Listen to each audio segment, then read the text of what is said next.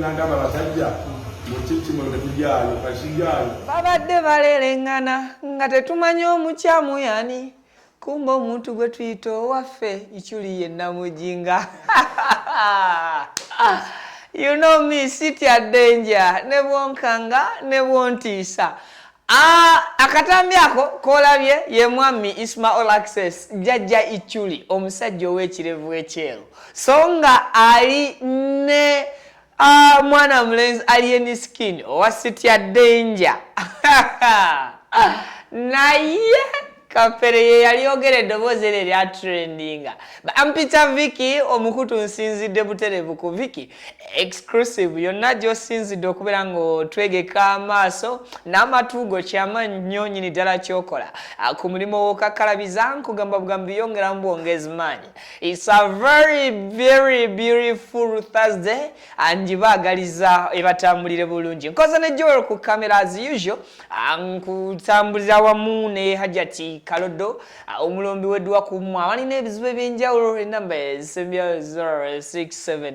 mu contacting hakulombereddwa songa skin mama beautywali bano nga basangibwawo ku Namirembe Road opposite Link Bus bano nobo bakola ku nsusu wandibadde mwana wattu obeyunira gwayagala okweruka ennyo okusigala mu kalayo oba okujja embalabe n'ebintuntu ebiri ku skin yo enamba kweziristirwa ku screen bajja kubeera nga ate bakukolako bulungi nnyo nnyini ddala mu mbeera y'emu eyo wenjagala nsinzire mbanjulire abannaffe abamanyiddwa nga Extreme Sparkly abano nga basangibwa Conrad Plaza mu kibuga Kampala awo abakola ku nsonga za kisenge mu abakyala ono gwe mulina okubeera nga mwekwatako mukubireko ku namba eyo oba muterekoko oba ku WhatsApp mwogerezeganye. Munange gamba ntyo Ichuli Isma Olaxes tetuli kusonyiwa newekalakasa noyogera naye n'otuuka mu maaso g'omusajja wenna nonnyogoga omusajja eyajja ku airport eyava mu nnyonyi nga oyimba kimu mumuleete aliwa n'otuuka mu maaso g'omusajja alien skin nga wenna weegonza kakati Ichuli watukoze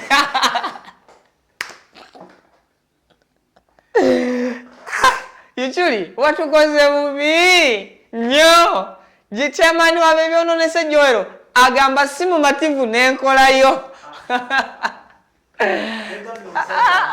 Omusajja yagamba muliwa musajja awunya nenagenza okulaba Ichuli ali Munkwawa zaani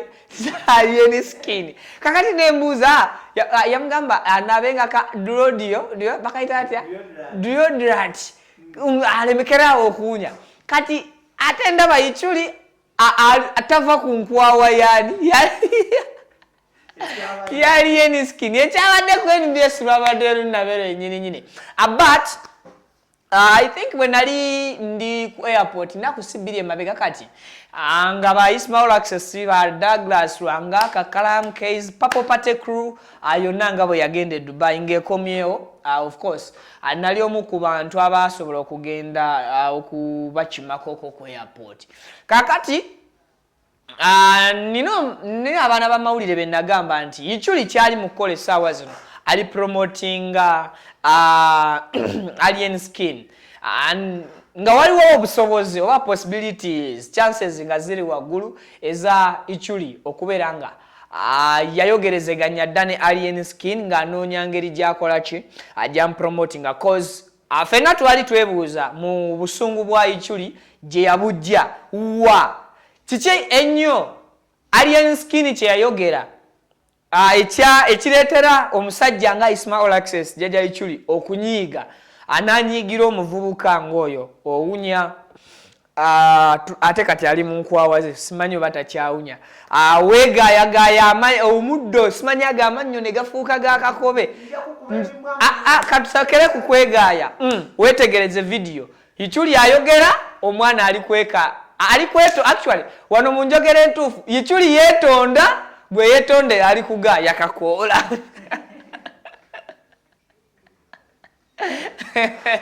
Aha, yavuma kyawe ekirala. Owunya sisobola kusemberera. Ichuli tava ku lusegererwa alien skin. Now,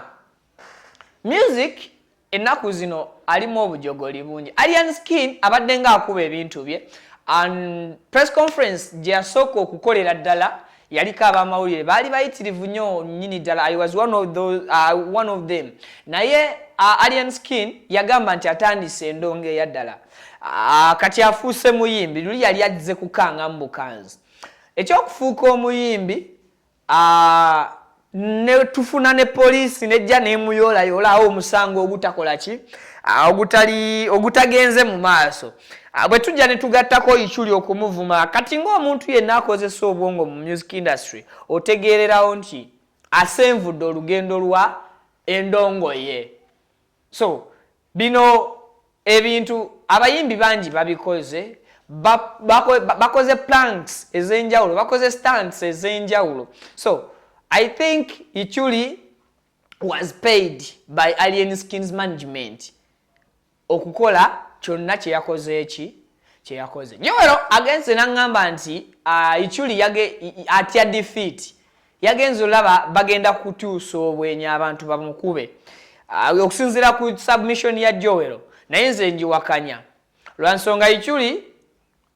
talina wagenda kwetaagira nnyo Alien Skin siga tamwetaaga wabula talina wagenda mwetaagira nnyo kati ate Alien Skin yetaaga nnyani Ichuli. Now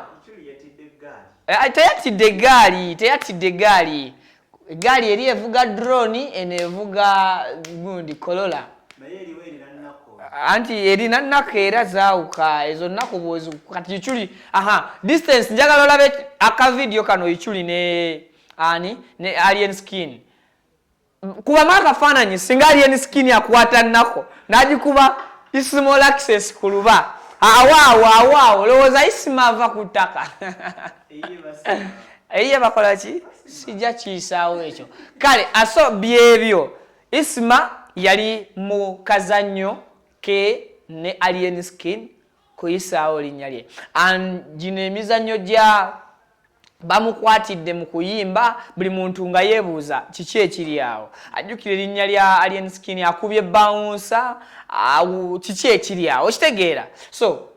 ekyo gyonna mizannyo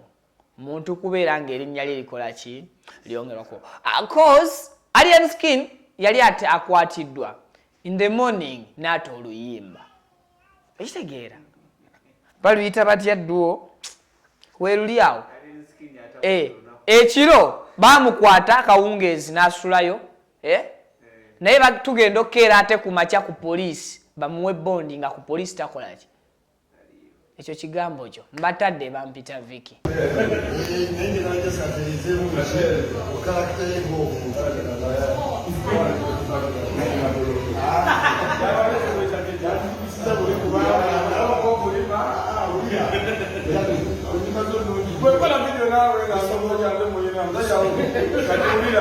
Bamukute kati omusajja ono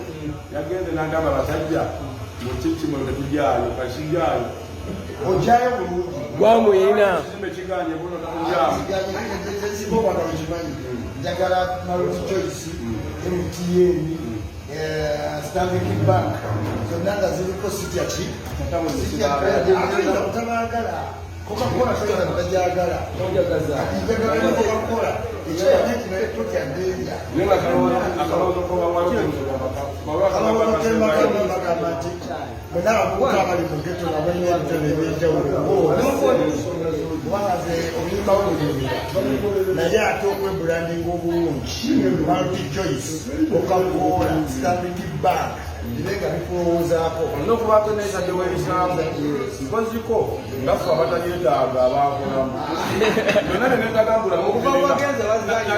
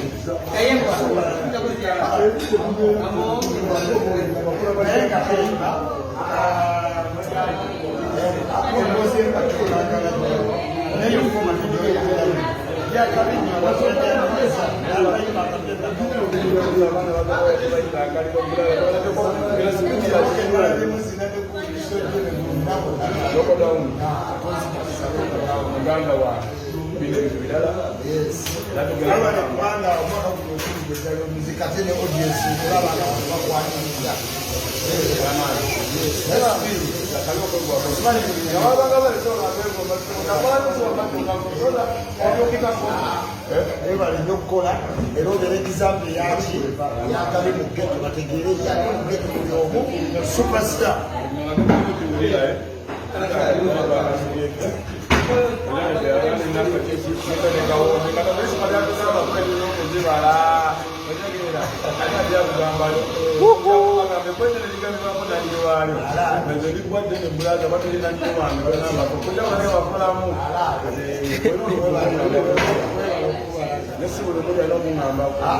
Abamu bakibuli agamba Aduke mu station.